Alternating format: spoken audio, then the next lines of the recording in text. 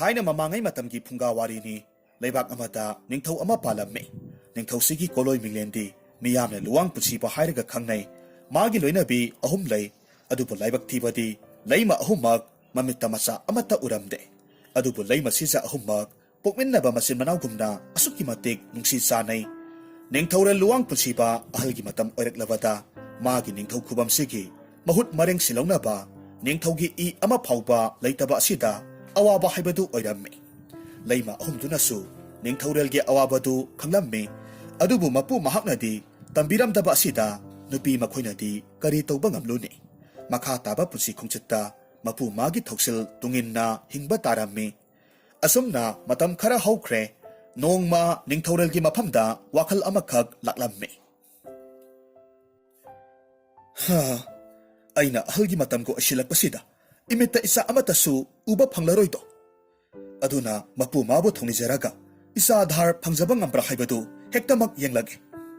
masina ahal oiraba aigedi aroiba pambai oiragani to aduna di karamba iswar mahakpu thongnijagani asumna ngaihak wakhal khalaba matungda amukso haijaramme o taibang malem asida mitna uba iswar hairagadi numit tha amadi thawan misak makhoi ahum sini aduna di makhoi ahumakpu thongnijarage makhoi ahum sigi manungda aibu thaujanbiba mapu magi mafangdagi isa adhar hektamak nijarage mapu makhoina penbidriba phawpa ngasi korong nong asidagi laije ising irik ama phawpa yatol tangkhraroi asumna masana akanba wasak sakjaraga korong numit adudagi numit tha amadi thawan misak makhoi ahumakpu karigumba amatta sada thakdana pukning setna khongpham lengdana mamit usilaga thongnijaba haukhre asumna lepa leitana lai ninglakpa asida tha kaya haukhre adubo hariba isor ahum sidi lakpa kauba leiramde ningthaure luwang pusibasu karigumba amata sada thakdana lai ninglakpa asida masadu haujikti yengba yadre noi pena phajaramba sabandu haujikti saru polang amada unbi usamana tangjabadu mangaire ningthaurelgi akhangkanba khongpham setna asetpa thajaba amaga loinena ningjariba lining laisun aduda penbiraba numit tha amadi thawan misaki saklon lauriba isor ahumakna sap manaba mitkupta ningthaurelgi sanamangda leplarami isor ahumakna ningthaurelbu yenglaga hairammi he ningthaurel luwang pulsiba su matam sangna usiluraba mitu tapna pangthoraklammi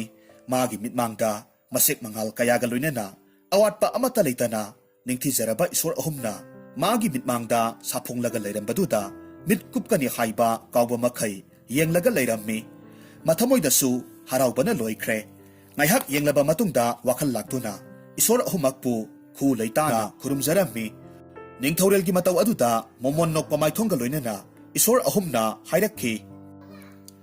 he ningthaurel nahakki lainingda aikhoi pele nahaki pukningda numit tha amadi thawan michak kauba isor aikhoi ahumakpu thongnijabadi nahaki kari apamba leibage hairo ningthaurel na khumlammi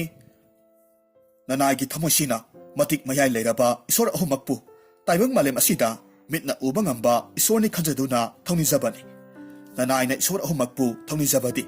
nanai ningthau aigi ningthau khubam sibu sinbinaba isa adhar amatta phangba ngamdredo aduna matik mayai leiraba isor ahumakna nanai amadi aigi leima ahumakpu thaujanbiduna leima ahumakpu isa adhar phanganbiyudo ningthaurelgi wafamdu taraba matung isor ahumduna ningthina haimun pharaba komla amamam puthoraklammi ningthaurelda piraga hairammi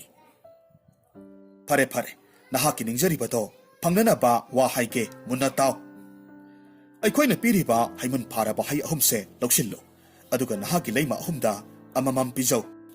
nangi leima ahumak aikhoi amamamga chap manaraba nasapiba ahum phangjagadawribani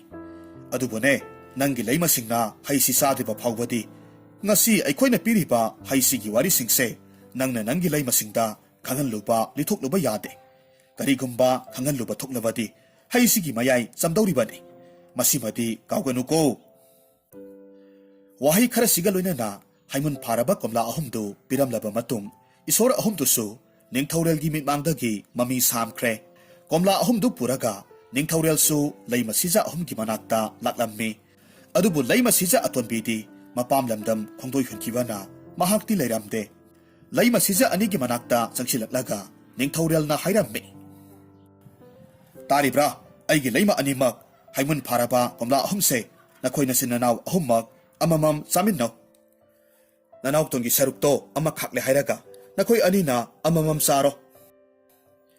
ꯋꯥꯍꯩꯁꯤ ꯍꯥꯏꯔꯝꯂꯒ ꯅꯤꯡꯊꯧꯔꯦꯜꯁꯨ ꯀꯥꯗꯨꯗꯒꯤ ꯑꯗꯨꯃꯛ ꯊꯣꯛꯈ꯭ꯔꯦ꯫ ꯂꯩ ꯃꯁꯤꯖ ꯑꯍꯟ ꯑꯃꯗꯤ ꯌꯥꯏꯃꯅ ꯃꯅꯥꯎ ꯂꯩꯃꯇꯣꯟꯒꯤ ꯁꯔꯨꯛ ꯀꯣꯝꯂꯥ ꯑꯃ ꯈꯥꯛꯂꯦ ꯍꯥꯏꯔꯒ ꯀꯣꯝꯂꯥ ꯑꯃꯃꯝ ꯂꯧꯔꯒ ꯃꯗꯨꯕꯨ ꯈꯣꯛꯂꯒ ꯆꯥꯔꯝꯃꯤ꯫ ꯍꯩꯗꯨꯗꯤ ꯑꯆꯝꯕ ꯍꯩ ꯑꯣꯏꯗꯕꯅ ꯑꯁꯨꯛꯀꯤ ꯃꯇꯤꯛ ꯍꯥꯎꯕ ꯍꯩ ꯍꯥꯏꯕꯗꯨ ꯑꯣꯏꯔꯝꯃꯤ꯫ ꯆꯥꯔꯤꯕ ꯍꯩꯗꯨꯅ ꯄꯦꯟꯗꯕꯗꯒꯤ ꯃꯅꯥꯎ ꯂꯩꯃꯇꯣꯟꯒꯤ ꯁꯔꯨꯛ ꯇꯝꯈ꯭ꯔꯕ ꯍꯩ ꯑꯗꯨꯕꯨꯁꯨ ꯃꯈꯣꯏ ꯑꯅꯤꯅ ꯇꯪꯈꯥꯏ ꯌꯦꯟꯅꯔꯒ ꯆꯥꯊꯣꯛꯃꯤꯟꯅꯔꯝꯃꯤ꯫ ꯃꯤꯠꯀꯨꯞ ꯈꯔꯒꯤ ꯃꯇꯨꯡꯗꯗꯤ ꯃꯄꯥꯝ ꯂꯝꯗꯝ ꯈꯣꯡꯗꯣꯏ ꯍꯨꯜꯂꯨꯕ ꯂꯩ ꯃꯁꯤꯖ ꯑꯇꯣꯟꯕꯤꯁꯨ ꯁꯅꯥ ꯀꯣꯅꯨꯡꯗ ꯍꯜꯂꯛꯂꯝꯃꯤ꯫ ꯅꯤꯡꯊꯧꯔꯦꯜꯅ ꯃꯁꯦꯝ ꯑꯅꯤꯗꯒꯤ ꯍꯩꯗꯨ ꯆꯥꯅꯕ ꯍꯥꯏꯔꯛꯂꯕꯗ ꯃꯁꯦꯝ ꯑꯅꯤꯒꯤ ꯃꯅꯥꯛꯇ ꯂꯥꯛꯂꯝꯃꯤ꯫ ꯍꯩꯗꯨ ꯄꯤꯕꯤꯅꯕ ꯍꯥꯏꯔꯝꯃꯤ꯫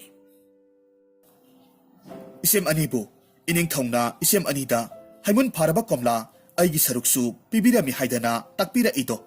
ꯅꯅꯥꯎꯒꯤ ꯁꯔꯨꯛꯇꯣ ꯅꯅꯥꯎꯗ ꯁꯤꯟꯅꯕꯤꯔꯣ꯫ ꯏꯍꯦ ꯏꯅꯥꯎꯇꯣꯟ,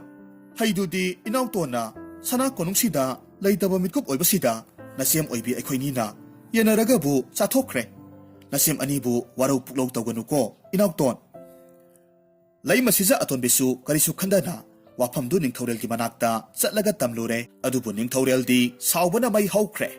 ꯃꯁꯦꯝ ꯑꯅꯤꯕꯨ ꯋꯥꯍꯩ ꯈꯣꯟꯐꯝ ꯊꯤꯅ ꯉꯥꯡ ꯆꯩꯔꯝꯃꯤ꯫ ꯃꯁꯦꯝ ꯑꯅꯤꯗꯤ ꯃꯔꯥꯜ ꯂꯩꯕ ꯀꯧꯔꯨꯕꯅꯤꯅ ꯃꯔꯨ ꯂꯨꯛꯊꯔꯒ ꯄꯤꯔꯣꯏꯅꯅ ꯂꯦꯞꯂꯒ ꯃꯤꯁꯩꯗꯨ ꯈꯥꯡꯂꯒ ꯂꯩꯖꯔꯝꯃꯤ꯫ ꯃꯄꯨꯛꯅꯤꯡꯗ ꯃꯅꯥꯎ ꯂꯩꯃꯇꯣꯟꯕꯨ ꯀꯔꯤꯁꯨ ꯂꯩꯇ꯭ꯔꯕ ꯍꯩ ꯑꯗꯨꯒꯤꯗꯃꯛ ꯅꯤꯡꯊꯧꯗ ꯑꯔꯥꯟꯕ ꯑꯍꯦꯟꯕ ꯄꯥꯎꯗꯝ ꯀꯌꯥ ꯇꯝꯁꯤꯜꯂꯦ ꯍꯥꯏꯔꯒ ꯃꯈꯣꯏꯕꯨ ꯉꯥꯡꯍꯜꯂꯤꯕꯅꯤ ꯍꯥꯏꯗꯨꯅ ꯃꯅꯥꯎꯇꯣꯟꯕꯨ ꯋꯥꯔꯧꯖꯔꯝꯃꯤ꯫ ꯅꯤꯡꯊꯧꯔꯦꯜꯅ ꯃꯈꯥ ꯇꯥꯅ ꯍꯥꯏꯔꯛꯈꯤ, ꯑꯩꯅ ꯑꯗꯨꯛ ꯐꯖꯅ ꯅꯆꯤꯟ ꯅꯅꯥꯎ ꯑꯃꯃꯝ ꯌꯦꯟꯅꯔꯒ ꯆꯥꯃꯤꯟꯅꯧ ꯍꯥꯏꯕ ꯅꯠꯇ꯭ꯔꯣ? ꯑꯗꯨꯒ ꯀꯔꯤꯒꯤ ꯂꯝꯀꯦꯠ ꯂꯝꯍꯥꯏꯗꯅ ꯑꯩꯒꯤ ꯑꯋꯥꯕꯨ ꯊꯑꯣꯏꯗ꯭ꯔꯤꯕꯅꯣ? ꯅꯠꯇꯦ, ꯅꯈꯣꯏꯕꯨ ꯀꯌꯥꯃꯨꯛ ꯌꯥꯝꯅ ꯆꯥꯗ ꯊꯛꯇꯕ ꯐꯪꯖꯗ꯭ꯔꯕ ꯃꯤꯅꯣ? ꯑꯩꯅ ꯑꯁꯨꯛ ꯀꯨꯏꯅ ꯆꯥꯗ ꯊꯛꯇꯕ ꯃꯈꯩ ꯂꯥꯏ ꯅꯤꯡꯗꯅ ꯍꯧꯖꯤꯛꯇꯤ ꯏꯆꯥꯙꯥꯔ ꯐꯪꯖꯔꯛꯀꯅꯤ ꯍꯥꯏꯗꯨꯅ ꯅꯤꯡꯖꯔꯝꯕꯁꯤꯡꯗꯣ ꯑꯔꯦꯝꯕ ꯇꯥꯍꯜꯂꯕ?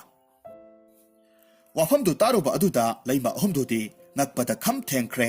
ꯂꯩ ꯃꯁꯤꯖ ꯑꯍꯜꯅ ꯏꯄꯪ ꯄꯪꯅ ꯍꯥꯏꯔꯝꯃꯤ, ꯏꯅꯤꯡꯊꯧꯅ ꯋꯥꯗꯨꯕꯨ ꯍꯩꯗꯨ ꯆꯥꯗ꯭ꯔꯤꯉꯩꯗ ꯃꯉꯣꯏꯅꯅ ꯅꯅꯥꯏ ꯅꯨꯄꯤ ꯑꯅꯤꯗ ꯍꯥꯏꯔꯝꯕ ꯊꯣꯛꯂꯕꯗꯤ ꯏꯅꯥꯎꯇꯣꯟꯒꯤ ꯁꯔꯨꯛꯇꯣ ꯅꯅꯥꯏ ꯅꯨꯄꯤ ꯑꯅꯤꯅ ꯆꯥꯖꯔꯝꯂꯣꯏ꯫ ꯍꯩꯗꯨꯅ ꯍꯥꯎꯃꯟꯈꯤꯕ ꯑꯗꯨꯗ ꯏꯅꯥꯎ ꯂꯩꯃꯇꯣꯟꯅ ꯁꯅꯥ ꯀꯣꯅꯨꯡꯗ ꯂꯩꯇꯕ ꯃꯤꯠꯀꯨꯞ ꯑꯣꯏꯕꯗꯨꯗ ꯑꯆꯝꯕ ꯍꯩ ꯑꯣꯏꯔꯕꯣꯏ ꯈꯟꯗꯨꯅ ꯑꯗꯨꯛ ꯆꯥꯈꯤꯕꯅꯤ꯫ ꯃꯁꯤꯗ ꯂꯥꯜꯂꯤꯕꯁꯦ ꯅꯅꯥꯏ ꯅꯨꯄꯤ ꯑꯅꯤꯗꯤ ꯑꯣꯏꯔꯝꯒꯗꯕ ꯃꯥꯟꯗꯦ꯫ ꯍꯥꯏ ꯇꯥꯅꯤꯡꯗꯦ ꯃꯤꯔꯣꯜ ꯊꯨꯡꯗꯕꯤ! ꯍꯥꯏꯕ ꯌꯥꯕ ꯋꯥ ꯑꯣꯏꯔꯝꯂꯕꯗꯤ ꯅꯨꯡꯉꯥꯏꯕ ꯄꯥꯎꯁꯦ ꯀꯔꯤꯒꯤ ꯅꯈꯣꯏꯗ ꯍꯥꯏꯔꯣꯏꯗꯧꯔꯤꯕꯅꯣ? ꯌꯥꯗ ꯇꯧꯔꯤꯕꯅꯤ꯫ ꯑꯁꯨꯝꯅ ꯋꯥꯔꯤ ꯄꯨꯝꯅꯃꯛ ꯂꯩ ꯃꯁꯤꯖ ꯑꯍꯨꯝꯒꯤ ꯃꯐꯝꯗ ꯂꯤꯔꯒ ꯈꯪꯍꯜꯂꯝꯃꯤ꯫ ꯄꯥꯎꯗꯨ ꯇꯥꯔꯨꯕꯗ ꯃꯁꯦꯝ ꯂꯩ ꯃꯁꯤꯖ ꯑꯅꯤꯗꯤ ꯃꯈꯣꯏꯅ ꯂꯥꯜꯂꯨꯕ ꯀꯧꯕꯅꯤꯅ ꯃꯔꯨ ꯂꯨꯛꯊꯈ꯭ꯔꯦ꯫ ꯑꯗꯨꯕꯨ ꯃꯅꯥꯎ ꯂꯩꯃꯇꯣꯟꯒꯤ ꯊꯃꯣꯏꯗꯤ ꯑꯀꯥꯏꯕ ꯃꯤꯡꯁꯦꯜꯒ ꯄꯥꯡꯈꯛ ꯑꯣꯏ ꯃꯆꯦꯠ ꯀꯌꯥ ꯊꯣꯛꯅ ꯀꯥꯏꯈ꯭ꯔꯕꯅꯤ꯫ ꯑꯗꯨꯕꯨ ꯀꯔꯤꯁꯨ ꯍꯥꯏꯖꯕꯗꯤ ꯉꯝꯗ ꯄꯤꯔꯥꯡ ꯏꯍꯧꯅ ꯂꯦꯞꯂꯒ ꯂꯩ꯫ ꯅꯤꯡꯊꯧꯔꯦꯜꯅ ꯍꯥꯏꯔꯛꯈꯤ,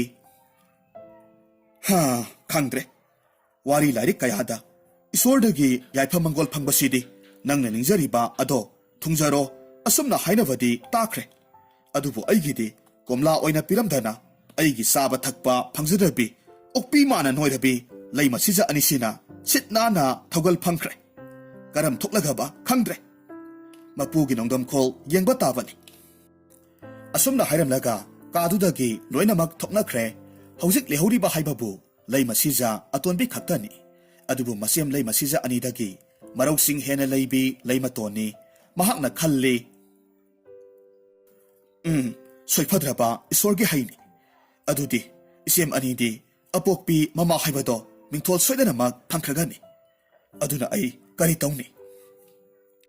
ꯑꯁꯨꯝꯅ ꯃꯨꯟꯅ ꯈꯜꯂꯕ ꯃꯇꯨꯡꯗ ꯃꯁꯦꯝ ꯑꯅꯤꯅ ꯆꯥꯊꯣꯛꯈꯤꯕꯒꯤ ꯀꯣꯝꯂꯥꯒꯤ ꯃꯀꯨꯁꯤꯡ ꯑꯗꯨ ꯄꯨꯟꯅ ꯂꯩꯕ ꯎꯔꯝꯃꯤ꯫ ꯃꯀꯨꯁꯤꯡ ꯑꯃꯗꯤ ꯃꯔꯨ ꯌꯥꯎꯅ ꯁꯤꯠ ꯅꯥꯟꯕ ꯃꯈꯩ ꯃꯍꯥꯛꯅ ꯈꯣꯝꯖꯤꯜꯂꯒ ꯆꯥꯊꯣꯛꯂꯝꯃꯤ꯫ ꯂꯩꯃꯇꯣꯟꯅ ꯈꯜꯂꯤ, ꯁꯤꯅ ꯃꯐꯔꯦ, ꯃꯃꯥ ꯑꯣꯏꯕꯁꯨ ꯉꯝꯂꯣꯏꯗꯕ ꯑꯩꯗꯤ ꯁꯤꯔꯒꯁꯤ ꯆꯪꯂꯒ ꯆꯪ, ꯃꯄꯨꯅ ꯇꯝꯕ ꯑꯃ ꯂꯥꯛꯆꯔꯁꯅꯨ꯫ ꯑꯁꯨꯝꯅ ꯃꯇꯝ ꯈꯔ ꯍꯧꯈ꯭ꯔꯦ꯫ ꯑꯗꯨꯕꯨ ꯃꯄꯨ ꯃꯍꯥꯛꯀꯤ ꯅꯣꯡꯗꯝꯈꯣꯜ ꯑꯉꯛꯄꯅꯤ꯫ ꯂꯩ ꯃꯁꯤꯖ ꯑꯍꯨꯝꯃꯛ ꯆꯞ ꯃꯥꯟꯅꯅ ꯅꯥꯎꯄꯨꯔꯝꯃꯤ ꯄꯥꯎꯁꯤ ꯇꯥꯕꯗ ꯂꯩꯃ ꯑꯇꯣꯟꯕꯤꯒꯤꯗꯃꯛ ꯋꯥꯖꯔꯝꯕ ꯅꯤꯡꯊꯧꯔꯦꯜꯒꯤ ꯃꯥꯏꯊꯣꯡꯗꯨ ꯃꯀꯥ ꯂꯥꯝꯂꯛꯂꯝꯃꯤ ꯂꯩꯕꯥꯛ ꯄ꯭ꯔꯖꯥ ꯃꯤꯌꯥꯝ ꯄꯨꯝꯅꯃꯛ ꯊꯥꯕꯨꯝ ꯑꯃ ꯁꯨꯞꯅ ꯍꯔꯥꯎ ꯀꯨꯝꯍꯩꯒ ꯂꯣꯏꯅꯅ ꯆꯥꯛ ꯀꯧꯔꯒ ꯈꯨꯗꯣꯜ ꯀꯌꯥ ꯃꯔꯨꯝ ꯄꯤꯔꯒ ꯅꯨꯡꯉꯥꯏꯕ ꯐꯣꯡꯗꯣꯛꯂꯝꯃꯤ ꯂꯩꯕꯥꯛ ꯄ꯭ꯔꯖꯥ ꯃꯤꯌꯥꯝꯅꯁꯨ ꯌꯥꯏꯐ-ꯃꯪꯒꯣꯜ ꯀꯌꯥ ꯄꯤꯅꯔꯛꯂꯝꯃꯤ ꯅꯣꯡꯃꯗꯒꯤ ꯅꯤꯅꯤꯗꯒꯤ ꯆꯌꯣꯜꯗꯒꯤ ꯊꯥꯕꯨꯝ ꯑꯃ ꯑꯁꯨꯝ ꯂꯦꯞꯄ ꯂꯩꯇꯕ ꯃꯍꯧꯁꯥ ꯂꯥꯏꯔꯦꯝꯕꯤ ꯏꯃꯥꯒꯤ ꯁꯤꯟꯊꯥ ꯃꯇꯨꯡ ꯏꯟꯅ ꯊꯥꯕꯨꯝ 10 ꯍꯧꯈ꯭ꯔꯦ ꯂꯩꯃ ꯁꯤꯖ ꯑꯍꯨꯝꯃꯛꯁꯨ ꯃꯀꯨꯝ ꯃꯊꯥ ꯁꯨꯔꯗꯨꯅ ꯃꯥꯌꯣꯛꯅꯕꯤ ꯑꯃꯥꯏꯕꯤꯒ ꯂꯣꯏꯅꯅ ꯂꯩꯃ ꯁꯤꯖ ꯑꯍꯨꯝꯃꯛ ꯄꯤꯛꯂꯤꯕ ꯊꯋꯥꯏꯁꯤꯡ ꯑꯗꯨꯕు ꯇꯥꯏꯕꯪ ꯐꯥꯎꯔꯛꯅꯕ ꯍꯣꯠꯅꯔꯝꯃꯤ ꯃꯁꯦꯝ ꯂꯩꯃ ꯑꯅꯤꯗꯤ ꯅꯤꯡꯊꯤꯖꯔꯕ ꯄꯥꯔꯤ ꯑꯅꯤꯅ ꯍꯪꯉꯥ ꯍꯥꯏꯕ ꯈꯣꯟꯖꯦꯜꯒ ꯂꯣꯏꯅꯅ ꯇꯥꯏꯕꯪ ꯐꯥꯎꯔꯛꯂꯝꯃꯤ ꯑꯗꯨꯕꯨ ꯑꯉꯛꯄꯒꯤ ꯃꯇꯧꯅꯤ ꯃꯅꯥꯎ ꯂꯩꯃꯇꯣꯟꯗꯤ ꯇꯥꯏꯕꯪ ꯃꯤ ꯑꯣꯏꯅꯗꯤ ꯍꯦꯛ ꯄꯣꯛꯇꯗꯨꯅ ꯇꯥꯡꯖꯂꯤꯟ ꯑꯆꯧꯕ ꯑꯃ ꯑꯣꯏꯅ ꯄꯣꯛꯂꯝꯃꯤ ꯍꯥꯏꯔꯤꯕ ꯊꯧꯗꯣꯛꯁꯤ ꯎꯕꯁꯤꯗ ꯃꯥꯌꯣꯛꯅꯕꯤ ꯑꯃꯥꯏꯕꯤꯗꯨꯗꯤ ꯑꯗꯨꯃꯛ ꯋꯥꯈꯜ ꯃꯥꯡꯂꯒ ꯂꯦꯛꯊꯈ꯭ꯔꯦ ꯍꯥꯏꯔꯤꯕ ꯄꯥꯎꯁꯤ ꯅꯤꯡꯊꯧꯔꯦꯜꯁꯨ ꯇꯥꯔꯕꯗ ꯑꯁꯥꯎ ꯈꯥꯝꯕꯤ ꯃꯩ ꯍꯧꯈ꯭ꯔꯦ ꯃꯥꯡꯂꯝꯆꯠꯀꯤ ꯋꯥꯔꯤꯕꯨꯗꯤ ꯇꯨꯡꯑꯣꯏꯅꯔꯝꯂꯒ ꯂꯩꯃꯇꯣꯟꯕꯨ ꯂꯤꯟ ꯄꯣꯛꯄꯤ ꯇꯥꯏꯕꯪꯄꯥꯟ ꯃꯤꯑꯣꯏ ꯂꯤꯆꯠꯀ ꯃꯥꯟꯅꯗꯕꯤ ꯅꯨꯄꯤꯅꯤ ꯈꯟꯗꯨꯅ ꯇꯥꯡꯖꯂꯤꯟ ꯄꯣꯛꯄꯤ ꯃꯃꯥ ꯃꯆꯥꯗꯨꯗꯤ ꯁꯨꯛꯂꯕ ꯎꯃꯪꯗ ꯂꯩꯒꯗꯕꯅꯤ ꯑꯗꯨꯅ ꯃꯅꯥꯏꯁꯤꯡꯗ ꯃꯃꯥ ꯃꯆꯥ ꯑꯅꯤꯗꯨꯕꯨ ꯎꯃꯪꯗ ꯍꯨꯟꯗꯣꯛꯈꯤꯅꯕ ꯁꯅꯥ ꯌꯥꯊꯪ ꯇꯧꯊꯔꯛꯂꯝꯃꯤ ꯃꯅꯥꯏꯁꯤꯡ ꯑꯗꯨꯁꯨ ꯃꯄꯨꯒꯤ ꯌꯥꯊꯪ ꯃꯇꯨꯡ ꯏꯟꯅ ꯃꯃꯥ ꯃꯆꯥ ꯑꯅꯤꯗꯨꯕꯨ ꯎꯃꯪꯗ ꯄꯨꯔꯒ ꯂꯥꯛꯂꯝꯃꯤ ꯑꯗꯨꯕꯨ ꯃꯅꯥꯏꯁꯤꯡꯗꯨꯅ ꯃꯃꯥ ꯃꯆꯥꯅ ꯂꯩꯕ ꯌꯥꯒꯗꯕ ꯃꯑꯣꯡꯗ ꯈꯨꯗꯛ ꯑꯗꯨꯗ ꯄꯤꯛꯂꯕ ꯈꯪꯄꯣꯛꯁꯪ ꯑꯃꯈꯛ ꯁꯥꯕꯤꯔꯝꯃꯤ ꯃꯅꯥꯏ ꯑꯃꯅ ꯊꯧꯒꯜꯂꯣꯟꯒ ꯂꯣꯏꯅꯅ ꯍꯥꯏꯔꯝꯃꯤ ꯏꯃꯥ ꯏꯕꯦꯝꯃ ꯅꯅꯥꯏ ꯑꯩꯈꯣꯏꯅ ꯂꯪꯖꯈꯤꯕ ꯏꯔꯥꯜ ꯄꯨꯝꯅꯃꯛ ꯑꯩꯈꯣꯏꯕꯨ ꯉꯥꯛꯄꯤꯌꯨ ꯏꯅꯤꯡꯊꯧꯒꯤ ꯌꯥꯊꯪ ꯏꯟꯗ꯭ꯔꯦ ꯆꯩꯔꯥꯛ ꯐꯪꯒꯅꯤ ꯀꯤꯖꯕꯅ ꯇꯧꯍꯩꯗ꯭ꯔꯕ ꯊꯕꯛꯁꯦ ꯄꯥꯡꯊꯣꯛꯆꯈ꯭ꯔꯦ ꯅꯅꯥꯏ ꯑꯩꯈꯣꯏꯅ ꯏꯃꯥ ꯏꯕꯦꯝꯃꯒꯤ ꯃꯐꯝꯗ ꯍꯟꯖꯤꯟ ꯍꯟꯖꯤꯟ ꯉꯥꯛꯄꯤꯅꯕ ꯍꯥꯏꯖꯔꯤ ꯂꯩꯃꯇꯣꯟꯅ ꯈꯨꯝꯃꯤ ꯀꯔꯤꯒꯤꯗꯤ ꯅꯈꯣꯏꯕꯨ ꯋꯥꯔꯧꯔꯨꯒꯅꯤ ꯄꯨꯝꯅꯃꯛ ꯑꯩꯒꯤ ꯂꯥꯏꯕꯛꯇ ꯇꯝꯂꯝꯂꯕꯅꯤ ꯐꯔꯦ ꯅꯈꯣꯏꯁꯨ ꯁꯅꯥ ꯀꯣꯅꯨꯡ ꯌꯧꯅꯕ ꯇꯧꯔꯣ ꯏꯃꯥꯗꯤ ꯃꯐꯝꯁꯤꯗ ꯃꯤꯃꯥꯟꯅꯗ꯭ꯔꯕ ꯏꯆꯥꯁꯤꯒ ꯃꯄꯣꯛꯁꯦ ꯂꯣꯏꯕ ꯉꯥꯏꯅ ꯂꯩꯍꯧꯔꯒꯦ ꯂꯩꯃꯇꯣꯟꯒꯤ ꯋꯥ ꯑꯗꯨꯗ ꯃꯅꯥꯏꯁꯤꯡ ꯑꯗꯨꯁꯨ ꯅꯨꯡꯉꯥꯏꯇꯅ ꯑꯗꯨꯃꯛ ꯁꯅꯥ ꯀꯣꯅꯨꯡ ꯃꯥꯏꯀꯩ ꯄꯥꯡꯂꯛꯂꯝꯃꯤ ꯈꯣꯌꯨꯝ ꯂꯥꯏꯒꯤ ꯃꯆꯥ ꯉꯥꯛꯇ ꯑꯣꯏꯕꯅ ꯅꯣꯡꯃꯒꯤ ꯍꯝ ꯆꯥꯎꯔꯛꯄꯅ ꯅꯤꯡꯊꯧꯔꯦꯜꯒꯤ ꯃꯆꯥ ꯄꯥꯔꯤ ꯑꯅꯤꯗꯨꯗꯤ ꯆꯥꯎꯕ ꯁꯔꯦꯞ ꯐꯥꯔꯦ ꯂꯩꯃ ꯑꯍꯟꯒꯤ ꯄꯥꯔꯤꯗꯨꯒꯤ ꯃꯤꯡꯅ ꯄꯥꯃꯦꯜ ꯀꯧꯔꯝꯃꯤ ꯑꯗꯨꯒ ꯂꯩꯃ ꯌꯥꯏꯃꯒꯤ ꯄꯥꯔꯤꯗꯨꯒꯤ ꯃꯤꯡꯅ ꯄꯣꯏꯔꯩ ꯀꯧꯏ ꯑꯗꯨꯕꯨ ꯂꯩꯃ ꯑꯍꯟ ꯑꯃꯗꯤ ꯌꯥꯏꯃꯅ ꯍꯩ ꯑꯍꯨꯝꯗꯨ ꯄꯨꯟꯅ ꯆꯥꯈꯤꯕꯅ ꯏꯁꯣꯔ ꯑꯃꯒꯤ ꯃꯇꯤꯛ ꯃꯌꯥꯏꯗꯨꯗꯤ ꯆꯦꯜꯂꯝꯗꯦ ꯃꯗꯨꯒꯤ ꯃꯍꯨꯠ ꯃꯤꯅꯨꯡꯁꯤ ꯈꯪꯗꯕ ꯇꯝꯊꯤꯕ ꯍꯤꯡꯁꯥꯕ ꯑꯃꯒꯨꯝꯅ ꯇꯧꯔꯝꯃꯤ ꯃꯄꯥꯡꯒꯜꯗꯤ ꯑꯗꯨꯛꯀꯤ ꯃꯇꯤꯛ ꯀꯜꯂꯝꯃꯤ ꯑꯗꯨꯕꯨ ꯃꯆꯥ ꯏꯕꯨꯡꯉꯣ ꯑꯅꯤꯃꯛ ꯀꯥꯡꯖꯩ ꯃꯁꯥꯟꯅꯕꯨꯗꯤ ꯌꯥꯝꯅ ꯄꯥꯝꯅ ꯁꯥꯟꯅꯔꯝꯃꯤ ꯑꯗꯨꯅ ꯂꯩꯕꯥꯛ ꯑꯗꯨꯗ ꯃꯈꯣꯏ ꯑꯅꯤꯒ ꯂꯝꯕꯥ ꯄꯥꯕꯤꯅꯕ ꯁꯥꯟꯅꯔꯣꯏ ꯑꯃꯠꯇ ꯂꯩꯔꯝꯗꯦ ꯑꯗꯨꯛꯀꯤ ꯃꯇꯤꯛ ꯍꯩꯊꯣꯏ ꯁꯤꯡꯊꯣꯏꯕ ꯍꯥꯏꯕꯗꯨ ꯑꯣꯏꯔꯝꯃꯤ ꯑꯁꯣꯝꯗꯅ ꯀꯝꯗꯧꯔꯤ ꯎꯃꯪꯗ ꯃꯆꯥ ꯏꯕꯨꯡꯉꯣ ꯂꯤꯟ ꯑꯗꯨꯁꯨ ꯆꯥꯎꯕ ꯁꯔꯦꯞ ꯐꯥꯔꯛꯂꯦ ꯑꯗꯨꯛꯀꯤ ꯃꯇꯤꯛ ꯆꯥꯎ ꯁꯥꯡꯂꯕ ꯇꯥꯡꯖꯂꯤꯟ ꯍꯥꯏꯕꯗꯨ ꯑꯣꯏꯔꯛꯂꯝꯃꯤ ꯃꯍꯥꯛꯀꯤ ꯃꯃꯤꯠ ꯑꯅꯤꯗꯨꯗꯤ ꯑꯉꯛꯄꯒꯤ ꯃꯇꯧꯅꯤ ꯃꯃꯤꯠ ꯅꯥꯃꯅ ꯅꯨꯃꯤꯠꯅ ꯇꯝꯌꯥ ꯀꯣꯔꯤ ꯆꯦꯜꯂꯛꯄꯒꯨꯝꯅ ꯉꯥꯡꯂꯝꯃꯤ ꯑꯗꯨꯒ ꯑꯃꯗꯨꯅ ꯄꯨꯔꯅꯤꯃꯥ ꯊꯥꯖꯒꯨꯝꯅ ꯏꯪ ꯂꯥꯎꯅ ꯃꯦꯡꯅ ꯉꯥꯜꯂꯝꯃꯤ ꯑꯗꯨꯒ ꯃꯀꯨꯁꯤꯡ ꯑꯗꯨꯗꯅ ꯊꯋꯥꯟꯃꯤꯆꯥꯛ ꯀꯌꯥꯅ ꯃꯁꯦꯛ ꯃꯉꯥꯜ ꯀꯌꯥꯒ ꯂꯣꯏꯅꯅ ꯇꯔꯪ ꯃꯥꯂꯪꯊꯛꯇ ꯊꯣꯛꯄꯒꯨꯝꯅ ꯂꯪꯅ ꯉꯥꯜꯂꯝꯃꯤ ꯃꯃꯥ ꯏꯕꯦꯝꯃ ꯂꯩꯃꯇꯣꯟꯅ ꯃꯆꯥꯕꯨ ꯏꯁꯣꯔ ꯑꯍꯨꯝꯃꯛꯀꯤ ꯃꯇꯤꯛ ꯃꯒꯨꯟ ꯁꯨꯅ ꯌꯥꯎꯏ ꯍꯥꯏꯗꯨꯅ ꯋꯥꯠꯇꯕ ꯍꯥꯏꯅ ꯀꯧꯔꯝꯃꯤ ꯍꯦꯟꯅ ꯉꯛꯂꯤꯕꯗꯤ ꯃꯆꯥ ꯏꯕꯨꯡꯉꯣ ꯋꯥꯠꯇꯕ ꯇꯥꯏꯕꯪ ꯃꯤꯔꯣꯜꯁꯨ ꯉꯥꯡꯕ ꯉꯝꯂꯝꯃꯤ ꯎꯃꯪ ꯑꯗꯨꯗ ꯁꯥ ꯎꯆꯦꯛ kaya marumga marup oiraga sanabana mahaki punsi oirammi nongmagi numitni thangnaba leibakki ningthogi maja ibema laijarel manai masal kharaga loinana umang aduda yarau saji tanba laklammi yarau saji ama asum tanarakpa asida maikai salai khangdana sagol thorokpana lakminnaba lanmi singa maikai setna khainaduna laijarel lamuknaba haibadu oirammi mitkup tanja asimaktada sagol dusu makha tana chelu haiba yakhidre sagol aduna akiba amaga loinana kanna songphan tawrammi maduda laijarelsu malem laimai thakta tasilammi aduga sagol adusu kari khalurabano khangde aduki matik kanna chenki tawriba matawsida laijareldi yamna ngakna karino khanduna mamai leithorakpa matamdadi sauraba uzau amagi mathaktagi akiba phangna saw sanglaba tangjalin amana maraidu phu kamlaga laijarelda mitpham thamlaga lairiba matawdu ubaduda lawai luton satkre animag misanaraga munna yengnaraga lay asikpadu tangjalin oiriba watabana thugairaklammi he nupi masa ꯑꯩꯅ ꯉꯥꯛꯁꯦꯜꯂꯤꯕ ꯎꯃꯪꯁꯤꯗ ꯑꯩꯒꯤ ꯃꯔꯨꯞ ꯑꯣꯏꯔꯤꯕ ꯌꯥꯔꯧ ꯁꯖꯤꯕꯨ ꯐꯥꯅꯕ ꯇꯥꯟꯅꯔꯛꯄꯗꯤ ꯅꯊ꯭ꯋꯥꯏꯗꯨ ꯃꯥꯡꯅꯤꯡꯗ꯭ꯔꯕꯗꯤ ꯅꯔꯥꯟꯌꯥꯏꯗ ꯈꯣꯡꯂꯩ ꯊꯨꯅ ꯍꯟꯖꯈ꯭ꯔꯣ ꯆꯠꯂꯨ ꯃꯄꯨꯛꯅꯤꯡꯗ ꯑꯁꯨꯝꯅ ꯑꯃꯨꯛ ꯈꯟꯖꯔꯝꯃꯤ ꯍꯥꯏꯁ ꯏꯃꯥꯅ ꯄꯣꯛꯉꯩꯗꯒꯤ ꯇꯥꯡꯖꯂꯤꯟ ꯑꯩꯈꯣꯏꯒꯤ ꯆꯤꯟꯖꯥꯛ ꯑꯣꯏꯔꯤꯕ ꯑꯄꯤꯛꯄ ꯖꯤꯕ ꯍꯪꯉꯣꯏ ꯑꯃ ꯐꯥꯎꯕ ꯍꯥꯠꯇ꯭ꯔꯤꯕ ꯇꯥꯏꯕꯪ ꯆꯤꯟꯖꯥꯛ ꯆꯥꯕ ꯂꯤꯟ ꯑꯩꯅ ꯙꯞ ꯇꯧꯔꯤꯕꯁꯤꯕꯨ ꯃꯥꯕꯨ ꯀꯤꯔꯝꯒꯗ꯭ꯔꯅꯦ ꯀꯃꯥꯏꯅ ꯀꯤꯍꯟꯒꯅꯤ ꯑꯗꯨꯁꯨ ꯈꯪꯗꯦꯅꯦ ꯑꯩꯅꯗꯤ ꯅꯨꯄꯤ ꯃꯆꯥ ꯀꯥꯏꯅ ꯍꯥꯏꯔꯤꯕꯁꯦ ꯑꯩꯕꯨ ꯍꯟꯗꯛ ꯆꯍꯤ 10 ꯃꯄꯨꯡ ꯐꯥꯔꯦ ꯍꯥꯏꯗꯅ ꯏꯃꯥꯅ ꯍꯥꯏꯈꯤꯕꯅꯤ ꯃꯁꯤꯒꯤ ꯅꯨꯄꯤꯁꯤꯕꯨ ꯆꯍꯤ ꯀꯌꯥ ꯁꯨꯔꯤꯕ ꯖꯥꯠꯅꯣ ꯅꯠꯇꯦ ꯃꯥꯕꯨ ꯎꯔꯒ ꯑꯩꯒꯤ ꯃꯤꯍꯨꯜꯁꯤꯅ ꯂꯝꯖꯦꯟ ꯆꯦꯜꯂꯤꯕꯁꯤꯅ ꯀꯔꯤꯒꯤ ꯑꯁ ꯀꯣꯛꯀ ꯉꯥꯎꯔꯦꯗ ꯃꯥꯒꯤꯁꯤ ꯂꯤꯔꯨꯡ ꯇꯦꯟꯒꯁꯨ ꯄꯥꯏꯔꯤꯅꯦ ꯇꯧꯔꯤꯁꯦ ꯃꯤꯍꯨꯜꯒꯩꯁꯦ ꯄꯥꯏꯊꯣꯛꯇꯨꯅ ꯌꯥꯏꯕꯤ ꯊꯋꯥꯏ ꯊꯥꯗ꯭ꯔꯤꯉꯩ ꯑꯩꯕꯨ ꯆꯠꯂꯁꯤꯔꯅꯦ ꯂꯥꯏꯖꯔꯦꯜꯗꯤ ꯂꯤꯟꯅ ꯋꯥ ꯉꯥꯡꯕ ꯇꯥꯕꯗ ꯉꯁꯥꯏ ꯃꯈꯩ ꯀꯤꯔꯝꯕꯗꯨ ꯑꯃꯨꯛ ꯉꯛꯄꯅ ꯈꯝ ꯊꯦꯡꯈ꯭ꯔꯦ ꯂꯠ ꯂꯠ ꯇꯧꯅ ꯍꯥꯏꯔꯝꯃꯤ ꯀꯔꯤꯅꯣ ꯂꯤꯟꯅꯕꯨ ꯋꯥ ꯉꯥꯡꯅꯕ꯭ꯔꯣ ꯅꯪꯕꯨ ꯀꯔꯝꯕ ꯂꯤꯟꯅꯣ ꯉꯁꯤꯅ ꯑꯍꯥꯟꯕꯅꯤ ꯅꯪꯁꯤ ꯂꯤꯟ ꯑꯣꯏꯖꯔꯕꯁꯨ ꯅꯪꯒꯤ ꯁꯛꯇꯝꯁꯦ ꯑꯀꯤꯕ ꯐꯥꯎꯗ꯭ꯔꯤꯕꯁꯤꯕꯨ ꯀꯔꯤꯒꯤꯅꯣ ꯍꯦꯛ ꯌꯦꯡꯕꯗ ꯁꯨꯝ ꯌꯦꯡꯂꯒ ꯂꯩꯅꯤꯡꯂꯤꯕꯁꯤꯕꯨ ꯀꯔꯤꯒꯤꯅꯣ ꯋꯥꯇꯕꯅ ꯈꯜꯂꯤ ꯀꯔꯤꯅꯣ ꯀꯤꯔꯒ ꯆꯦꯟꯈꯤꯒꯗ꯭ꯔꯥ ꯍꯥꯏꯔꯒ ꯑꯗꯨꯝ ꯌꯦꯡꯅꯤꯡꯉꯤ ꯀꯥꯏꯅ ꯇꯧꯔꯛꯏꯕꯁꯤꯅ ꯑꯩ ꯀꯔꯤ ꯈꯨꯝꯒꯗꯧꯔꯤꯕꯅꯣ ꯈꯪꯖꯤꯜꯂꯛꯇ꯭ꯔꯦꯗ ꯃꯁꯤꯒꯤ ꯅꯨꯄꯤꯁꯤꯕꯨ ꯃꯌꯨꯝꯗꯒꯤ ꯉꯥꯎꯔꯒ ꯂꯥꯛꯂꯤꯕ ꯖꯥꯠꯂꯥ ꯂꯥꯏꯖꯔꯦꯜꯅ ꯑꯃꯨꯛ ꯍꯥꯏꯔꯝꯃꯤ ꯀꯔꯤꯅꯣ ꯇꯨꯃꯤꯟꯅ ꯌꯦꯡꯂꯒ ꯂꯩꯔꯤꯕꯗꯨꯕꯣ ꯉꯥꯏꯈꯣ ꯀꯔꯤꯅꯣ ꯅꯪꯒꯤ ꯃꯤꯠ ꯑꯅꯤꯁꯦ ꯑꯃꯅ ꯅꯨꯃꯤꯠ ꯃꯥꯜꯂꯤ ꯑꯗꯨꯒ ꯑꯃꯅ ꯊꯥ ꯃꯥꯜꯂꯤꯕꯁꯤꯕꯨ ꯀꯔꯤꯒꯤꯅꯣ ꯑꯗꯨꯒ ꯅꯁꯥ ꯄꯨꯝꯕꯗꯅ ꯊꯋꯥꯟꯃꯤꯆꯥꯛ ꯃꯥꯟꯕ ꯉꯥꯛꯇꯅ ꯅꯪꯕꯨ ꯑꯁꯦꯡꯕꯒꯤ ꯂꯤꯟꯂꯣ ꯅꯠꯇ꯭ꯔꯒꯅ ꯀꯔꯤꯅꯣ ꯍꯥꯏ ꯀꯔꯤꯅꯣ ꯅꯪꯅ ꯍꯥꯏꯔꯤꯕꯗꯨꯕꯣ ꯂꯤꯟꯕꯨ ꯑꯁꯦꯡꯕ ꯁꯥꯁꯤꯟꯅꯕ ꯂꯤꯟ ꯍꯥꯏꯕ ꯑꯃ ꯈꯥꯏꯗꯣꯛꯅꯕ꯭ꯔꯣ ꯑꯩꯁꯦ ꯌꯥꯝꯅ ꯁꯥꯊꯤꯕ ꯂꯤꯟꯅꯤ ꯍꯧꯖꯤꯛ ꯑꯩꯅ ꯆꯤꯛꯂꯕꯗꯤ ꯅꯪꯒꯤ ꯌꯥꯏꯕꯤ ꯊꯋꯥꯏꯗꯣ ꯃꯥꯡꯖꯅꯤ ꯑꯗꯨꯅ ꯌꯥꯝꯅ ꯊꯨꯅ ꯅꯔꯥꯟꯌꯥꯏꯗ ꯍꯜꯍꯧꯔꯣ ꯂꯥꯏꯖꯔꯦꯜꯅ ꯈꯨꯝꯃꯤ ꯀꯔꯤꯅꯣꯍꯦ ꯀꯣꯏꯇꯥꯟ ꯍꯦꯛ ꯇꯥꯜꯂꯤ ꯀꯣꯔꯧ ꯅꯨꯃꯤꯠꯁꯦ ꯊꯦꯡꯖꯤꯜꯂꯛꯂꯦ ꯑꯩꯁꯦ ꯅꯨꯄꯤꯅꯤ ꯍꯥꯏꯕꯁꯤ ꯈꯪꯗꯕ꯭ꯔꯣ ꯑꯣ ꯑꯗꯨꯁꯨ ꯆꯨꯝꯃꯤꯅꯦ ꯂꯤꯟ ꯑꯣꯏꯕꯅꯔ ꯁꯛꯍꯦꯟꯕꯤ ꯅꯍꯥꯛ ꯎꯕꯅꯔ ꯈꯪꯗ꯭ꯔꯦ ꯋꯥꯈꯜ ꯀꯥꯁꯤ ꯑꯃꯠꯇ ꯊꯣꯛꯇ꯭ꯔꯦꯗ ꯇꯧꯔꯤꯕꯁꯦ ꯂꯥꯏꯖꯔꯦꯜꯅ ꯍꯥꯏꯔꯝꯃꯤ ꯑꯗꯣ ꯅꯪꯁꯦ ꯑꯍꯥꯟꯕ ꯎꯕꯗ ꯀꯤꯒꯦ ꯇꯧꯔꯝꯕꯅꯤ ꯅꯪꯒꯤ ꯅꯇꯧꯗꯨꯗꯤ ꯀꯤꯕꯒꯤ ꯃꯍꯨꯠ ꯋꯥꯔꯤ ꯁꯥꯟꯅꯅꯤꯡꯕꯗꯨꯝ ꯍꯦꯟꯅ ꯐꯥꯎꯍꯜꯂꯤ ꯑꯩꯁꯦ ꯊꯪꯅꯕ ꯂꯩꯕꯥꯛꯁꯤꯒꯤ ꯅꯤꯡꯊꯧ ꯃꯆꯥꯅꯨꯄꯤꯅꯤ ꯑꯩꯒꯤ ꯃꯤꯡꯅ ꯂꯥꯏꯖꯔꯦꯜ ꯀꯧꯏ ꯑꯗꯨ ꯐꯔꯦꯅꯦ ꯃꯇꯧ ꯀꯔꯝꯅ ꯇꯥꯡꯖꯂꯤꯟꯅꯕꯨ ꯇꯥꯏꯕꯪ ꯃꯤꯔꯣꯜ ꯈꯪꯂꯤꯕꯅꯣ ꯋꯥꯇꯕꯅ ꯈꯨꯝꯃꯤ ꯑꯩꯁꯦ ꯂꯤꯟ ꯑꯣꯏꯖꯔꯕꯁꯨ ꯑꯩꯒꯤ ꯏꯃꯥꯗꯣ ꯇꯥꯏꯕꯪ ꯃꯤꯑꯣꯏꯕꯅꯤ ꯏꯃꯥꯅ ꯑꯩꯒꯤ ꯀꯣꯂꯣꯏ ꯃꯤꯡꯂꯦꯟꯗꯤ ꯋꯥꯇꯕ ꯍꯥꯏꯅ ꯃꯤꯡꯒꯧꯕꯤ ꯑꯗꯨꯒ ꯀꯃꯥꯏꯅ ꯑꯩꯁꯦ ꯂꯤꯟ ꯑꯣꯏꯔꯤꯕꯅꯣ ꯍꯥꯏꯕꯗꯤ ꯑꯩꯁꯨ ꯈꯪꯗꯦ ꯏꯃꯥꯅꯁꯨ ꯑꯩꯉꯣꯟꯗ ꯍꯥꯏꯗꯦ ꯋꯥꯇꯕꯒꯤ ꯏꯆꯝ ꯆꯝꯕ ꯋꯥꯉꯥꯡ ꯑꯗꯨꯗ ꯂꯥꯏꯖꯔꯦꯜꯅ ꯂꯤꯟꯁꯤ ꯏꯆꯝ ꯆꯝꯕ ꯑꯐꯕ ꯇꯥꯏꯕꯪ ꯃꯤꯔꯣꯜ ꯉꯥꯡꯕ ꯃꯇꯤꯛ ꯃꯌꯥꯏ ꯂꯩꯕ ꯂꯤꯟꯅꯤ ꯍꯥꯏꯕ ꯈꯪꯂꯝꯃꯤ ꯇꯥꯡꯖꯂꯤꯟꯁꯤꯒꯤ ꯋꯥꯔꯤ ꯋꯥꯈꯣꯡ ꯃꯔꯤꯛ ꯆꯨꯝꯅ ꯈꯪꯅꯤꯡꯕꯗꯒꯤ ꯃꯈꯥ ꯇꯥꯔꯛꯂꯝꯃꯤ ꯑꯩꯁꯦ ꯂꯝꯕꯤꯁꯨ ꯂꯝꯃꯥꯛꯅꯔꯦ ꯃꯇꯝꯁꯤꯁꯨ ꯊꯦꯡꯖꯤꯜꯂꯛꯂꯦ ꯉꯁꯤꯒꯤ ꯑꯍꯤꯡꯁꯤꯃꯗꯤ ꯅꯪꯒꯤ ꯁꯪꯒꯥꯏꯗ ꯑꯍꯤꯡꯁꯤꯃ ꯌꯥꯔꯦꯛꯆꯔꯒꯦ ꯑꯗꯨꯅ ꯅꯪꯒꯤ ꯏꯃꯥꯒꯤ ꯅꯥꯛꯇ ꯆꯠꯂꯨꯁꯤ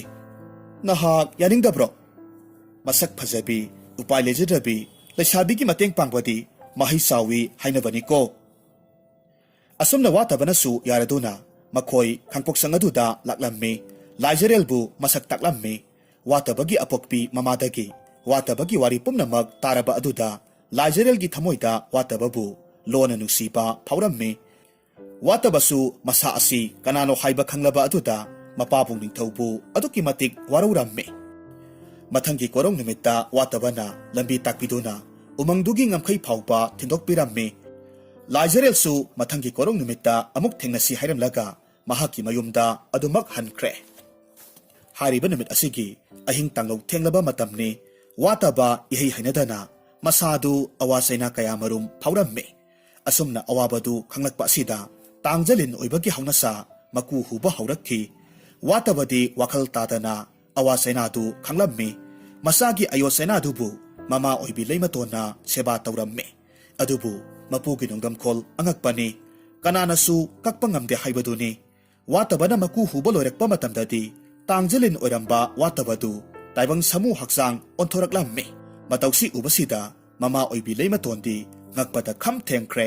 aduga masagi awaba koklagani khalubada haraubana mahak mapi ira senduna nongdol thakta thokliba tha thawamisak anibu yengjarammi mapukningda thagatpa phungdoklammi hariba mikup asida nongdol thaktagi khonjel amana asumna hairakhi laimaton sisa haujikti nahak wabagi matam loire nasanupa tangjelin adubu kanagumbi amana thamoi sengna nungsiba phawkhre madhumakna taibang miyoiba amuk hanna onba ngamlibani nupi masaduga nasanupa watabaga punsi lei punsemnabadi laibak marase na nungaina pandawribani asumna hairik lavada nupi masasi laijaren ni haibasi irai laina khangba ngamlammi watabagi samu hakchangdu haujikti ningthau masani haibada awatpa amata leitre adubu hena ngaklibadi ahing tanglu athingba sida watabagi laibak mayaida langlaba numit ama thoklammi mangal aduna amamba mahakpu maithiba piduna umang dusinba thungna pungan hek ngalammi asumna ayuk yanda anganba zaroi tetuna khonglakpa matamda korong numit na masik mangal kaya galoinena nongpok singkhai pangltuna taibang miyoiba singbu taibang sintha pangjaro khangalakpa matam asida watabagi laibakta thoklamba numittu tapna mangki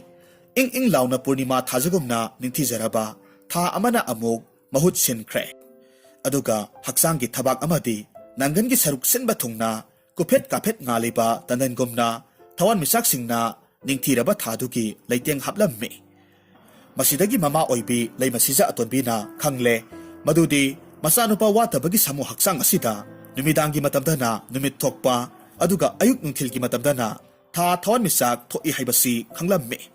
watabana wakhal tarakpa matamdadi honglamliba masagi phibamdu ubasida ngakpada kham thengkhre phuk haugatlaga mabu seba tawribi mamabu kolaga kaplammi leimatonasu masabu themjinbirammi ngarang ahing thokhiba thodok pumnamak tamlaga khanghallammi laijarelna mahakpu nungsi khanglaba asida hena penjaba haibadu oikhre mamani haiba kawba makhai hairaklammi aina sumase ahanba ubada aigi mihulse mapanda paithoke tawbani ado hojikti aina sumabu nungsiba phawre aikoini nungsinaba yarabra ima yare isadi mi onbada ngairi thabakti nungsibadagi hana hektamak paikhatpa horakpa jatni thabak ngam pangdawri wataba mamaida ikairaduna hau thaduna senkhre mamasu masagi mataubu thawai tana yenglaga lehauramme asomdana kamdawri ngarang thengnakiba maphamduda laijarelna watababu ngaina masinda solamme natte kari nupano haibanida aise nupini kiramgani kaidana khandaba satla haibanemi umang masin asida mana ngaibiramba yaidana umang sigi manung phanayamna sangsilakaba phawba leiramde base ainadi mabu magi pulsi wari taruraga nungsiba phawduna ngasisu laklibani aina nusiriba nupase linni haibase ipaning thongna khanglakpa thoklabadi aibu pangtinglaga hatke hairani haiwani ngasai makai soirongumna nganglibadu tumina lumlaga taramba watabana khangba ngamdabadagi kanna nokthoraglammi laijarelnasu watabani khanglabada watabadi yengdana hairammi he pukpatabal nupa nakhol khangi yamna thuna thorau ai sanakonungdagisu yamna sauna laklibani wataba mamaida amuba maikum ama kupsilli laijarelgi mangda leplaga singlemna hairammi nangdi karigi sanakonungdagi aduk sauna lakliba laijarel su khonjeldugi maikai tamna yengthorakpani adubu magi mamangda leplamliba maikum uppanupadu hek ubaduda khangprek khangi khongpham khara halli aduga hairammi nang kanano aduga hojikta wa nganglamba watabadi kanai chatkrabage watabana karigumba amata ngangdana momon noklaga yenglaga lei magi mataw aduda laijarel su usit mande khanduna munna asum yengsilakpa matamdadi ꯋꯥꯇꯕꯒꯤ ꯂꯥꯏꯕꯛ ꯃꯌꯥꯏ ꯑꯗꯨꯗ ꯊꯣꯛꯂꯤꯕ ꯊꯥꯗꯨ ꯎꯔꯨꯕ ꯑꯗꯨꯗ ꯌꯥꯝꯅ ꯉꯛꯅ ꯍꯥꯏꯔꯝꯃꯤ, ꯀꯔꯤꯅꯣꯅꯦ, ꯑꯩꯅ ꯃꯐꯝꯁꯤꯗ ꯊꯦꯡꯅꯕ ꯖꯤꯕ ꯈꯨꯗꯤꯡꯃꯛ ꯃꯃꯥꯏ ꯃꯃꯤꯠꯇ ꯅꯨꯃꯤꯠ ꯊꯥ ꯊꯋꯥꯟꯃꯤꯆꯥꯛ ꯊꯣꯛꯄ ꯉꯥꯛꯇ ꯎꯔꯤꯕꯁꯤꯕꯨ ꯀꯔꯤꯅꯣ? ꯌꯦꯡꯕꯗ ꯂꯣꯏꯅꯃꯛ ꯍꯦꯛ ꯐꯖꯩ꯫ ꯎꯃꯪꯁꯤꯗ ꯂꯥꯛꯄ ꯀꯣꯔꯣꯡ ꯅꯨꯃꯤꯠ ꯈꯨꯗꯤꯡꯒꯤ ꯈꯪꯗꯕ ꯑꯃ ꯐꯥꯎꯕ ꯍꯦꯛ ꯌꯥꯎꯗꯦ꯫ ꯑꯩꯁꯦ ꯅꯈꯣꯏ ꯃꯌꯥꯝꯅ ꯈꯪꯍꯜꯂꯒ ꯌꯥꯏꯕꯤ ꯊꯋꯥꯏ ꯂꯧꯗꯧꯔꯤꯕ꯭ꯔꯥ ꯈꯪꯗ꯭ꯔꯦ꯫ ꯋꯥꯇꯕ ꯄ꯭ꯔꯞ ꯄ꯭ꯔꯞ ꯆꯪꯁꯤꯜꯂꯛꯂꯒ ꯂꯥꯏꯖꯔꯦꯜꯒꯤ ꯃꯀꯣꯛꯇ ꯀꯣꯛꯁꯤ ꯍꯛꯂꯝꯃꯤ ꯑꯗꯨꯒ ꯍꯥꯏꯔꯝꯃꯤ, ꯍꯥꯏ ꯁꯣꯅꯣꯊꯨꯡꯕꯤ, ꯅꯪꯕꯨ ꯋꯥꯈꯜ ꯇꯥꯔꯣꯅꯦ, ꯅꯪꯅ ꯉꯥꯏꯔꯤꯕ ꯋꯥꯇꯕ ꯍꯥꯏꯕ ꯇꯥꯡꯖꯂꯤꯟ ꯅꯨꯄꯥꯗꯣ ꯑꯩꯅꯤ꯫ ꯑꯁꯤ ꯍꯥꯏꯗꯨꯅ ꯃꯥꯏꯈꯨꯝꯗꯣ ꯍꯥꯡꯗꯣꯛꯂꯝꯃꯤ꯫ ꯂꯥꯏꯖꯔꯦꯜꯗꯤ ꯋꯥꯇꯕꯒꯤ ꯁꯛꯇꯝ ꯎꯔꯨꯕꯗ ꯑꯇꯣꯞꯄ ꯇꯥꯏꯕꯪꯄꯥꯟ ꯑꯃꯗ ꯇꯤꯟꯈꯤꯕꯒꯨꯝꯅ ꯆꯞ ꯃꯥꯟꯅꯈ꯭ꯔꯦ꯫ ꯅꯨꯄꯥ ꯑꯃ ꯑꯣꯏꯕꯒꯤ ꯑꯉꯛꯄ ꯁꯑꯣꯡ ꯁꯕꯥꯅꯤ꯫ ꯍꯦꯛ ꯌꯦꯡꯕꯗ ꯃꯤꯗꯤ ꯂꯥꯏꯔꯗꯅ ꯈꯣꯌꯨꯝ ꯂꯥꯌꯥꯝ ꯐꯥꯎꯕꯅ ꯀꯂꯛꯅꯤꯡꯉꯥꯏ ꯑꯣꯏꯕ ꯁꯛꯇꯝꯅꯤ꯫ ꯋꯥꯡ ꯆꯥꯎꯔꯕ ꯐꯤꯕꯝꯅꯤ꯫ ꯃꯇꯥ ꯐꯜꯂꯕ ꯄꯥꯝꯕꯣꯝꯅꯤ꯫ ꯅꯣꯡꯁꯥꯒꯨꯝ ꯐꯜꯂꯕ ꯊꯕꯥꯛꯅꯤ꯫ ꯐꯖꯩ ꯍꯥꯏꯅꯔꯤꯕ ꯂꯥꯏꯔꯦꯝꯕꯤ ꯃꯍꯥꯛꯅ ꯐꯥꯎꯕ ꯉꯥꯎꯔꯒꯗꯕ ꯃꯥꯏꯊꯣꯡꯅꯤ꯫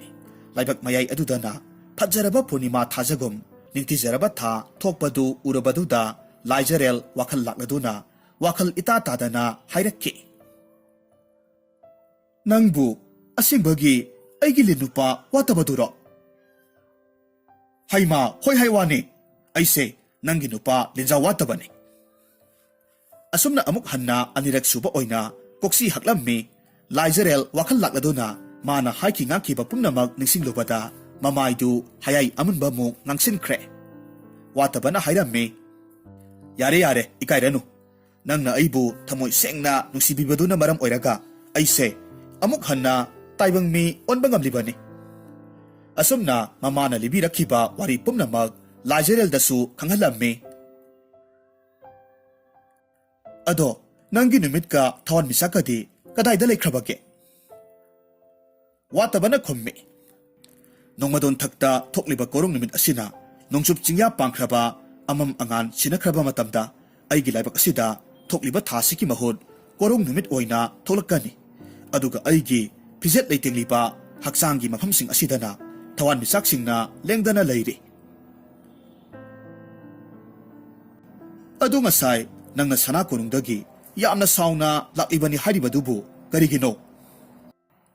ꯂꯥꯏꯖꯔꯦꯜꯅ ꯈꯨꯝꯃꯤ, ꯑꯩꯈꯣꯏꯒꯤ ꯂꯩꯕꯥꯛꯀ ꯊꯪꯅꯕ ꯂꯩꯕꯥꯛꯇꯨꯒꯤ ꯃꯆꯥ ꯏꯕꯨꯡꯉꯣ ꯄꯥꯃꯦꯜ ꯑꯗꯨꯒ ꯃꯅꯥꯎ ꯏꯕꯨꯡꯉꯣ ꯄꯣꯏꯔꯩ, ꯃꯈꯣꯏ ꯑꯅꯤꯅ ꯑꯩꯒꯤ ꯏꯄꯥꯅꯤꯡꯊꯧꯗ ꯈꯨꯅꯨ ꯄꯥꯎꯖꯦꯜ ꯊꯥꯔꯛꯏ꯫ ꯋꯥꯔꯣꯜꯗꯤ ꯑꯁꯤꯅꯤ, ꯍꯦ ꯃꯇꯤꯛ ꯃꯌꯥꯏ ꯂꯩꯕ ꯅꯤꯡꯊꯧꯔꯦꯜ, ꯑꯊꯨꯕ ꯃꯇꯝꯒꯤ ꯃꯅꯨꯡꯗ ꯅꯍꯥꯛꯀꯤ ꯂꯩꯕꯥꯛꯅ ꯑꯩꯒꯤ ꯂꯩꯕꯥꯛꯀꯤ ꯀꯥꯡꯖꯩꯒꯤ ꯄꯥꯅꯥ ꯂꯝꯕꯥꯕꯨ ꯄꯤꯒꯗꯕꯅꯤ꯫ ꯃꯗꯨꯗ ꯅꯃꯥꯏ ꯄꯥꯛꯆꯔꯕꯗꯤ ꯑꯩꯒꯤ ꯂꯩꯕꯥꯛꯅ ꯅꯐꯝꯗ ꯂꯣꯏꯄꯣꯠ ꯀꯥꯒꯦ꯫ ꯀꯔꯤꯒꯨꯝꯕ ꯃꯥꯏꯊꯤꯕ ꯊꯣꯛꯂꯒꯅ ꯑꯩꯒꯤ ꯂꯩꯕꯥꯛꯇ ꯅꯪꯅ ꯂꯣꯏꯄꯣꯠ ꯀꯥꯔꯒ ꯑꯩꯒꯤ ꯂꯩꯕꯥꯛꯀꯤ ꯃꯈꯥ ꯄꯣꯟꯅ ꯂꯩꯒꯗꯕꯅꯤ꯫ ꯀꯔꯤꯒꯨꯝꯕ ꯄꯅꯥ ꯂꯝꯕꯥ ꯄꯤꯕ ꯉꯝꯂꯣꯏ ꯍꯥꯏꯔꯒꯅ ꯅꯥꯏꯇꯣꯝ ꯁꯥꯠꯄꯤ ꯅꯃꯣꯝ ꯁꯛꯍꯦꯟꯕꯤ ꯂꯥꯏꯖꯔꯦꯜꯕꯨ ꯊꯧꯒꯜꯂꯣꯟꯒ ꯂꯣꯏꯅꯅ ꯏꯐꯝꯗ ꯑꯩꯒꯤ ꯇꯥꯂꯣꯏ ꯑꯣꯏꯅ ꯀꯠꯆꯧ꯫ ꯂꯩꯕꯥꯛ ꯃꯔꯥ ꯆꯦꯠꯅ ꯄꯥꯟꯃꯤꯟꯅꯁꯤ ꯑꯁꯤꯅꯤ꯫ ꯑꯗꯨꯕꯨ ꯃꯆꯥ ꯏꯕꯨꯡꯉꯣ ꯑꯅꯤꯁꯤꯗꯤ ꯍꯤꯡꯆꯥꯕ ꯑꯃꯗꯒꯤ ꯍꯦꯟꯅ ꯃꯄꯥꯡꯒꯜ ꯀꯟꯕ ꯇꯝꯊꯤꯕ ꯃꯤꯅꯤ ꯍꯥꯏꯅ ꯍꯥꯏꯅꯩ꯫ ꯑꯗꯨꯒ ꯀꯥꯡꯖꯩ ꯃꯁꯥꯟꯅꯗꯗꯤ ꯃꯈꯣꯏꯒꯤ ꯄꯥꯅꯥ ꯑꯁꯤꯒ ꯃꯥꯌꯣꯛꯅꯕ ꯉꯝꯕ ꯇꯥꯏꯕꯪ ꯃꯥꯂꯦꯝ ꯑꯁꯤꯗ ꯀꯅꯥ ꯂꯩꯇꯦ ꯍꯥꯏꯅꯩꯗꯣ꯫ ꯑꯁꯨꯛ ꯋꯥꯉꯥꯡ ꯀꯟꯖꯥꯎ ꯍꯨꯟꯕ ꯆꯦꯄꯥꯎꯗꯨ ꯄꯥꯔꯨꯕꯗꯒꯤ ꯏꯄꯥꯅꯤꯡꯊꯧꯗꯣ ꯑꯋꯥ ꯍꯨꯏꯖꯣꯡ ꯂꯥꯡꯍꯧꯔꯤꯕꯅꯤ꯫ ꯃꯔꯝ ꯑꯁꯤ ꯂꯩꯕꯅ ꯑꯩꯁꯨ ꯁꯥꯎꯔꯤꯕꯅꯤ꯫ ꯋꯥꯇꯕꯅ ꯊꯋꯥ ꯏꯁꯥ ꯁꯥꯗꯅ ꯍꯥꯏꯔꯝꯃꯤ, ꯐꯔꯦ ꯐꯔꯦ, ꯅꯪꯒꯤ ꯏꯄꯥꯅꯤꯡꯊꯧꯗ ꯍꯥꯏꯔꯨꯁꯣ, ꯀꯥꯡꯖꯩꯒꯤ ꯄꯥꯅꯥ ꯂꯝꯕꯥꯗꯣ ꯐꯪꯂꯦ ꯍꯥꯏꯗꯅ ꯍꯥꯏꯔꯨꯁꯣ꯫ ꯋꯥꯇꯕꯒꯤ ꯌꯥꯋꯥ ꯇꯥꯕꯗ ꯂꯥꯏꯖꯔꯦꯜ ꯉꯛꯅ ꯍꯥꯏꯔꯛꯈꯤ, ꯀꯥꯡꯖꯩ ꯄꯥꯅꯥ ꯃꯤꯍꯨꯠꯇꯤ ꯀꯅꯥꯅ ꯑꯣꯏꯗꯣꯔꯤꯕ? ꯑꯩꯈꯣꯏꯒꯤ ꯂꯩꯕꯥꯛ ꯄ꯭ꯔꯖꯥ ꯑꯃꯗꯤ ꯂꯥꯟꯃꯤꯁꯤꯡ ꯑꯁꯤꯗꯤ ꯆꯥꯕꯒ ꯇꯨꯝꯕꯒ ꯍꯣꯠꯅꯔꯤꯉꯩ ꯃꯁꯥꯟꯅ ꯑꯁꯤꯒꯤ ꯃꯔꯝꯗ ꯈꯪꯕ ꯑꯃꯠꯇ ꯌꯥꯎꯔꯝꯂꯣꯏꯗ꯫ ꯋꯥꯇꯕꯅ ꯈꯨꯝꯃꯤ, ꯄꯨꯝꯅꯃꯛꯇꯣ ꯑꯩꯅ ꯃꯥꯌꯣꯛ ꯌꯥꯒꯅꯤ꯫ ꯏꯄꯥꯅꯤꯡꯊꯧꯗ ꯄꯥꯎꯁꯦ ꯍꯥꯏꯕꯇꯃꯛ ꯍꯥꯏꯔꯨꯁꯣ꯫ ꯑꯁꯨꯝꯅ ꯋꯥꯇꯕꯅ ꯍꯥꯏꯔꯛꯄ ꯄꯨꯝꯅꯃꯛ ꯂꯥꯏꯖꯔꯦꯜꯅ ꯃꯄꯥꯕꯨꯡ ꯅꯤꯡꯊꯧꯗ ꯇꯝꯂꯝꯃꯤ꯫ ꯂꯥꯏꯖꯔꯦꯜꯅ ꯋꯥꯇꯕꯕꯨꯁꯨ ꯁꯅꯥ ꯀꯣꯅꯨꯡꯗ ꯄꯨꯔꯛꯂꯝꯃꯤ꯫ ꯃꯄꯥꯕꯨꯡ ꯅꯤꯡꯊꯧ ꯑꯃꯗꯤ ꯃꯃꯥ ꯏꯕꯦꯝꯃ ꯑꯃꯗꯤ ꯑꯉꯝ ꯑꯊꯧ ꯈꯨꯗꯤꯡꯃꯛꯇ ꯁꯛꯈꯪ ꯃꯥꯏꯈꯪꯅꯍꯜꯂꯝꯃꯤ꯫ ꯀꯥꯡꯖꯩꯒꯤ ꯆꯠꯅ ꯀꯥꯡꯂꯣꯟ ꯀꯌꯥꯕꯨꯁꯨ ꯃꯄꯥꯕꯨꯡ ꯅꯤꯡꯊꯧꯅ ꯇꯥꯛꯄꯤ ꯇꯝꯕꯤꯔꯝꯃꯤ꯫ ꯑꯁꯨꯝꯅ ꯊꯪꯅꯕ ꯂꯩꯕꯥꯛꯅ ꯊꯥꯔꯛꯄ ꯀꯣꯔꯣꯡ ꯅꯨꯃꯤꯠꯇꯨ ꯌꯧꯁꯤꯜꯂꯛꯂꯝꯃꯤ꯫ ꯅꯤꯡꯊꯧꯔꯦꯜ ꯂꯨꯋꯥꯡ ꯄꯨꯟꯁꯤꯕ ꯑꯃꯗꯤ ꯃꯥꯒꯤ ꯂꯩꯃꯁꯤꯖ ꯑꯅꯤ ꯌꯥꯎꯅ ꯂꯥꯏꯖꯔꯦꯜꯒꯤ ꯃꯄꯥꯕꯨꯡꯒꯤ ꯁꯥꯟꯅꯕꯨꯡꯒꯤ ꯂꯝꯄꯥꯛꯇꯨ ประจามียามนาสิกนาไซนังงำดานาโซนติลวดามาจาอิบุงโอปาเมลอมาดีปอยนาลุสิงลักษณะรอยตระเรนาคุจิงโอยปาปานานาลำปักอดุกิเลติงโอยระกาลายเจเรลกิมาปาบุงกีปานานาทอรักปาง่ายระกาไลเครให้ถอยสิงถอยระบามาปาปาบินาบไลตระบาสานารอยตระเรนีมาคอยอดุนาลำปักอดุกิเลติงโอยวดีอสุกิมาติกนิงทิจักเครไลบักมียามนาลายเจเรลกิมาปาบุงซีสวยนามักไม่ทีระกันีให้ดูนาจีบอนงังนาสวนาบาฮารักลัมมีมิดกุบอสิมักตาตาลายเจเรลกิปานากิไม่เคยตะกีสุกนาตังกีสานารอยอมาขักตามักทอรักลัมมีมาดูอุบดกีมาจาอิบุงโอปาเมลกีสานารอยสิงตีอุสิตานานกละกันไลรัมมีอดูบททอรักอิบันุปาอสิกิสาบันตีลักนาพานังงัมตระบานงซากุมมีพยมลายามภาวนาลำบาปาบดาไม่ที่บับปิงมลารอยดาบากุนตานาไลเตียงลีตาทารักปะปามบอมนาลอยบีสิงสังนาปอมกุมมีน้อยเป็นนิที่เจมายกนาบปานาอดุกานายตอมมาตอมลำบาตบดาถอยนนบตระบาสาบานีอสมนาอังอามานานักันตะกี้ฮันเตรหุนตุนาทอมลักขีบกังรุมอดุนามาเลมในไมดาตาดริงไงนุงสิทกิมังฐานาอตปนักันอดุดาเจนขีดุนาคงเจลทูนากันาสุอุบันังดานากังรุมดูอกลูรามีอดุกะทอมขีบมาตัมดากังรุมดูทิงบังอัมดาบมักไข่ปันจิลจันเครอสมนามิดนักกบดามายกนบัสฮานารอยตริดปูอิไรไลนาไมทีบาปิรามีว่าแต่บางทีมาองอดุดาลำปากตุดติลิบามียามอดุดีมิดกิคุมให้ออยรามีปาเมลอมาดีปอยเรกิกังบูอดุดีตัมบันุปาอดุนามาคุยบุลักษณะไมทีบาปิรัมบาอดุดาสาวบนาไม่เขาเครตัมบันุปาอดุบูลันสิงนาบาเขารักลามีสานารอยมังอาอามานาว่าแต่บางอสมมุกนรักปะมาตัมดาว่าแต่บางทีมาซาดาทงลิบาสานารอยกิพิเจตุเสกายรักลามีมาหักนาสาวนามุกลักปะมาตัมดามาซาดากิทักตัวรักปะนุมิตถาอามาดีทวันมิสักกิอปุนบามังอาลนายบามาตัมดาปุกเซลพัตตาบามีไอคุดิงมักว่าขลมังขีรามีมิดกุบอสิมักตาดาว่าแต่บางทีมาไลมาตนคงเลยยังนาจันสิลักลามีมาซากิพิโซลดูกุบสินบิรากามาซาบุเจนาคอนสินบิรามีลวงปุนสิบาสูไลมาตนชิจาบุอุระบาอดุดาสักขังดูนาทองนาพาบาตัมบาสีมากิมาซาตังเจลินอดุนีไฮบาสีขังลามีมามังทักตามาหักนามินุงสีขังเดนาตันทุกปิกิบาดูนิสิงโลบามาตัมดามาหักเลียบละกันเลยบาพาวบางำลำเดอดุบุอีกายบกกายาดูตุงอยนานาเลยมาตนอมาดีมาปารีอตอมบกิมาพัมดาลาเลไฮนาไฮเจรามีว่าแต่บาอมาดีมาเลยมาตนปุกเซลสาวบ่อยบานานักปีให้บ่อยบานาอดุมักนักปีรามีเลยมาตนนานิงทาวเรลดามาสาวแต่บบุสูมาสักตักลามีนิงทาวเรลลวงปุชิบาเลยมาตนอมาดีมาปารีอตอมบาว่าแต่บบุเสียนักกวลากามาไงมาหักนามินุงสีอมตาอุปิขิดาบาอดุกิดามักเป็นแต่นักกับเจรามีวาคลมังลูระบาพัตระบวาคลเซนบามิโยสิงอดุนาวาคลตารักปมิกุปตาดีมาคุยกิพัตระบวาคลดูมังเครอภบวาคลเซนบามีไฮบดูออยรักลามีคุดักอดุดาสิลลังดูนาวาตบะอมาดีไลเจเรลมาคุยอันนี้บุสูไรบักมียามมามังดาสาวนาลุหงบิรามีทารมดูลอยระบดาไลเจเรลกิอปกปะนิงทงนาไฮเจวดากีนิงทาวเรลปุนชิบานามาสามามงอันนี้บุยายพมังกอลปิบิรัมลากาชนะกนุงไม่ไกปังเครอดุกว่าตะวันนาลายเจเรลกิเลปักอดุกีนิงทาวอโฮรามีอดุกลายเจเรลนาว่าตะบกิเลยมาพัมทอลการัมมีอสมนาว่าตะบกิมาเต็งตะกีเลยบักซีนุงเทลกิมาตัมดาท่าทอนมิสักทกปะอามาดีนุมิดังกิมาตัมดานานุมิทกปะเลยบักออยดูนาประจามียามปุ่มนามักอวัดอปาเลยตานานุงง่ายนาปานคีรามี